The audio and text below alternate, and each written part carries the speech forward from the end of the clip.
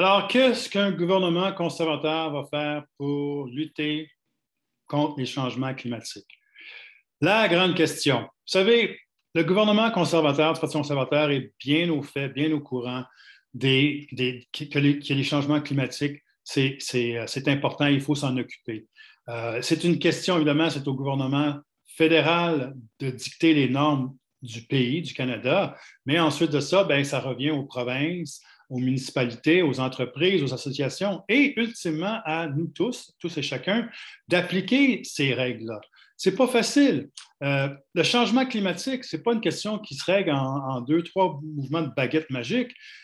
Il faut protéger l'environnement, c'est une priorité absolue. Il faut prioriser aussi la protection des emplois. Il ne faut pas nuire à notre économie. Alors, on a jonglé avec ces trois chantiers très, très, très importants. C'est sûr qu'on va réduire notre dépendance à l'industrie pétrolière, mais ça va se faire graduellement dans une transition.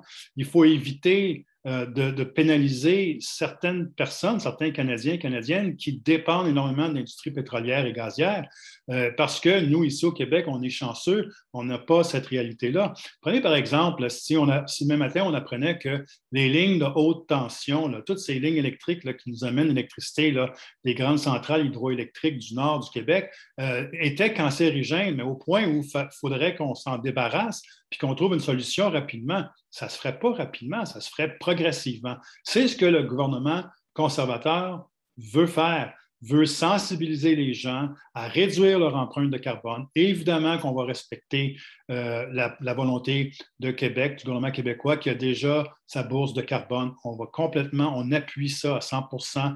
On va mettre en place des incitatifs pour que les gens changent leurs véhicules pour des véhicules électriques. On va cesser graduellement de financer les industries polluantes. On va offrir des incitatifs, mais on veut d'abord et avant tout que les principales pollueurs, qui sont les entreprises, ce soit elles qui payent et non pas le concitoyen, non pas les Canadiens et Canadiennes, par des augmentations de taxes.